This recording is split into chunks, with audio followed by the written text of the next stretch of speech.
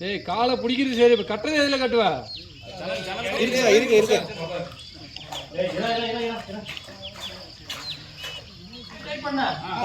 கொஞ்சம் டைட் பண்ணு, கொஞ்சம் டைட் பண்ணு. இன்னும் இல்லங்க கொஞ்சம்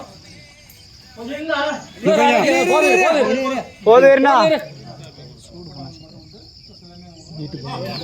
சொல்ல மாதிரிங்க